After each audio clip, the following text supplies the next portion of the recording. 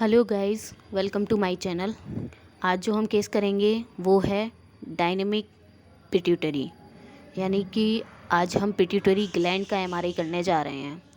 तो हमने यहाँ पे पेशेंट की पूरी एंट्री ले रखी है, नाम, एज, उसका वेट, क्या स्टडी करनी है, तो वो हमने ऑलरेडी फिल कर रखा हुआ है। तो इसको हम आगे करेंगे और अपना स्कैन स्टार्ट करेंगे। तो स्कैन स्टार्ट करने से पहले सबसे पहले तो हम अपने प्रोटोकॉल्स उठाएंगे जो कि हम बनाए हुए रखे हैं। तो सबसे पहले हमने अपने प्रोटोकॉल उठाए हैं।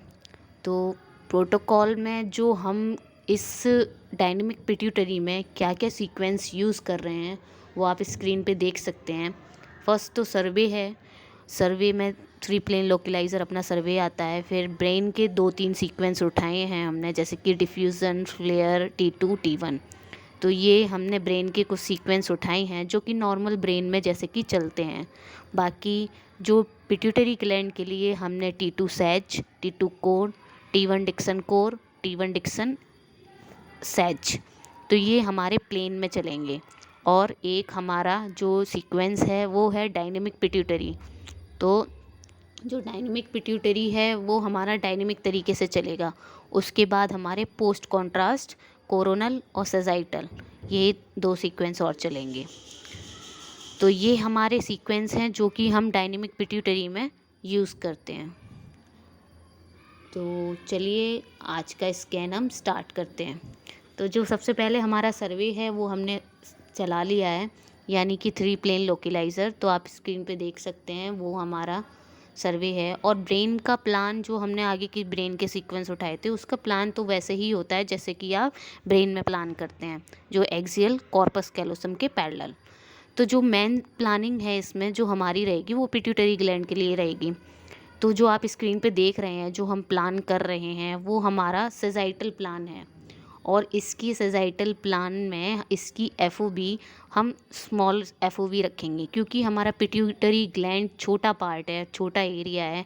तो इस एरिया के हिसाब से हमें अपना एफओबी सिलेक्ट करना होता है। तो जितना छोटा पार्ट होता है उतना ही छोटा हमें इसका एफओबी करना होता है। अगर हम इसमें लार्ज एफओबी रखेंगे तो हमारे जब हम इसको जूम करके दिखाएंगे इमेज को तो इसके पिक्सल फट जाएंगे, तो इमेज क्वालिटी उसमें ख़राब हो जाती है। इसलिए हम उसका शॉर्ट एफओबी करके ही प्लान डालते हैं, ताकि जब हम जूम करें इसको तो इसके पिक्सल ना फटें और इसकी क्वालिटी अच्छी आए।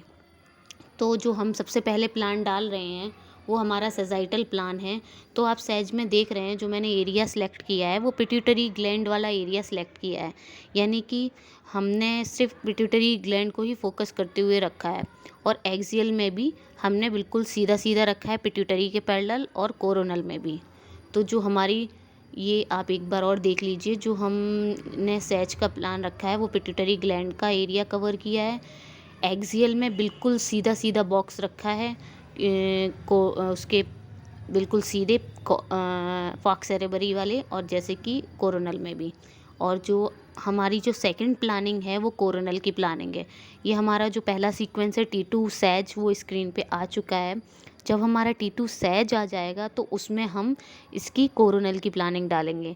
तो कोरोनल की भी प्लानिंग सेम पिट्यूटरी के पैरेलल होती हुई जाएगी। तो जैसा कि आप स्क्रीन पे जो फर्स्ट बॉक्स है उस पे देखिए, जो फर्स्ट बॉक्स है जो हमारा T2 सैज का बॉक्स है जो हमारा पिट्यूटरी के लिए चलाया गया था, उस पे हम T2 कोरोनल की प्लानिंग डाल रहे हैं। तो हमारा जो फोकस रहेगा वो पिट्यूटरी ग्लैंड रहेगा। तो हमने इसमें इसके उतने ही एरिया को कवर किया है जितने में हमें अपनी पिट्यूटरी ग्लैंड दिखती है। तो उसके ही पैरेलल हमारा प्लान जाएगा, बिल्कुल सीधे सीधे। और एक्सियल में भी बिल्कुल सीधे सीधे ही जाएगा, जिस हिसाब से कोरोनल की प्लानिंग करते हैं और उस एरिया को ही कवर करना है। और कोरोनल पे हमारा बॉक्स एकदम सीधा रहेगा। तो ये हमारा कोरोनल के लिए प्लान हो जाएगा। और बाकी जो हम लास्ट डायनेमिक का प्लान करते हैं, तो जो डायनेमिक का प्लान रहेगा वो सिर्फ ग्लैंड के ऊपर रहेगा। और हमारा जो डायनेमिक प्लेन है वो कोरोनल में आता है, तो हम कोरोनल की तरह डायनेमिक की प्लान करेंगे जो कि सिर्फ ग्लैंड को ही कवर करेगा। और इसमें जो हम डायनेमिक्स ले रहे हैं वो हम 8 डायनेमिक्स ले रहे हैं। 8 डायनेमिक्स, 8 इमेजेस, यानी कि जो हमारा जो फ़िलिप्स की मशीन में जो हमारा फॉर्मेट है, जो फ़िल्मिंग का फॉर्मेट है, वो 8x8 का है लास्ट। अगर आपके मशीन में और भी फॉर्मेट है, यानी कि आपका जो फॉर्मेट होता है फ़िल्मिंग का, वो अगर इससे ज़्यादा है तो आप इससे ज़्यादा इमेजेस और इसके डायनेमिक्स बढ़ा सकते हैं। जो हमारी फ़िलिप्स की मशीन में है वो 8x8 लास्ट फॉर्मेट होता है, तो हमने उसी हिसाब से इसके डायनेमिक्स और इसकी इमेजेस सेलेक्ट किए हैं। आप डायनेमिक्स और ज़्यादा भी सिलेक्ट कर सकते हो, वो आपके प्लानिंग के ऊपर होता है। बाकी जो मैं कर रही हूँ वो हम 8 डायनेमिक्स और 8 इमेजेस का यूज़ कर रहे हैं, तो जिससे हमारा फ़िल्मिंग फॉर्मेट भी सेट हो जाता है।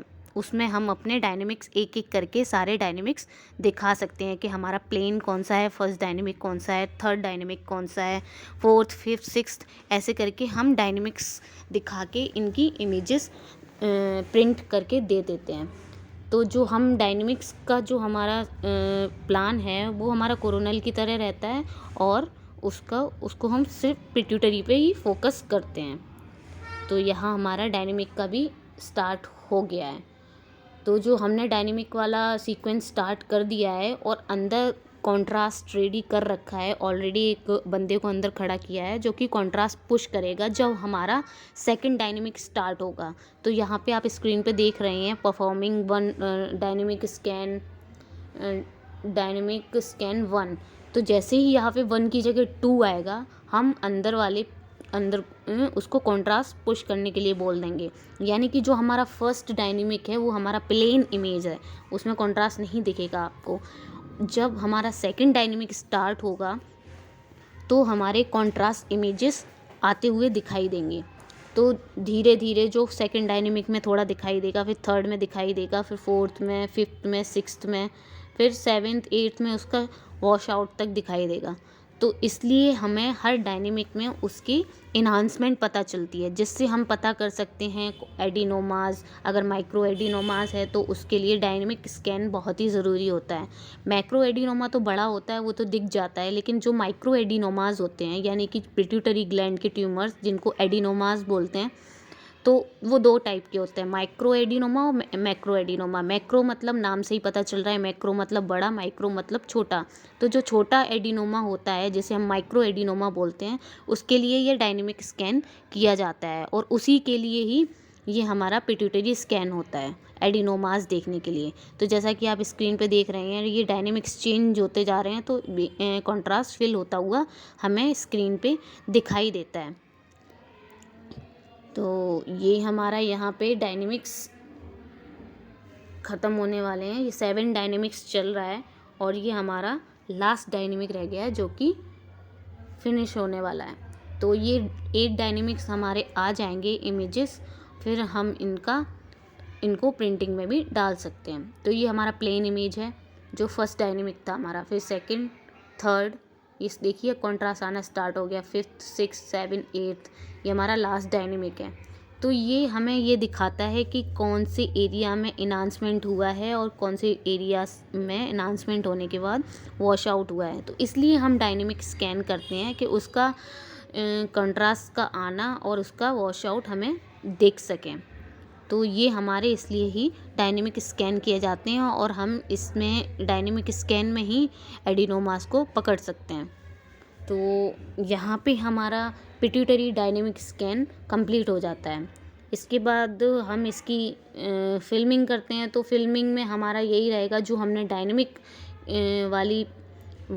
नहीं, पिट्यूटरी ग्लैंड की जो हमने इमेजेस निकाली हैं, यानी कि T2 सैज, T2 कोरोनल, तो इस हिसाब से हम इनको प्रिंटिंग पे दे देते हैं। तो ये हमारी प्रिंटिंग भी इसी हिसाब से हो जाती है। लेकिन हम इतना एरिया जूम करते हैं कि हमें सिर्फ पिट्यूटरी ग्लैंड ही इमेज दिखनी चाहिए, मतलब ग्लैंड वाला एरिया ही फोकस करना चाहिए प्रिंटिंग के टाइम भी। वरना अगर हम बड़ा एरिया दे देंगे तो हमें ग्लैंड फिल्मिंग पे भी नहीं दिखेगी। इसलिए हम पिट्यूटरी वाले एरिया को थोड़ा सा जूम करके प्रिंट पे दिखाते हैं, ताकि हमें ग्लैंड अच्छी दिखे, और उसमें अगर छोटा सा भी कुछ भी आ रहा हो तो वो भी हमें क्लियर होके दिखे। तो इसलिए इतना जूम करके हमें दिखाना होता है। तो जो हमने सीक्वेंस सिर्फ ग्लैंड के रे रखे हैं उसको कंपैरिजन में हम प्रिंट करके दिखा देते हैं।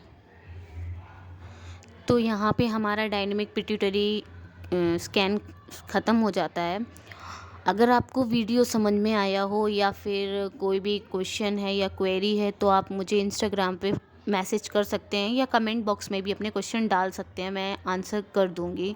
अगर वीडियो समझ में आया हो तो प्लीज़ लाइक, शेयर और सब्सक्राइब ज़रूर करें। यहाँ पे जो आप स्क्रीन पे एक देख रहे हैं MRI ट्रेनिंग, तो MRI ट्रेनिंग भी यहाँ पे होती है। अगर आप MRI में ट्रेनिंग करना चाहते हैं या सिटी में ट्रेनिंग करना चाहते हैं तो आप कांटेक्ट कर सकते हैं। उस पे नंबर भी मेंशन है तो आप उस पे भी कांटेक्ट कर सकते हैं।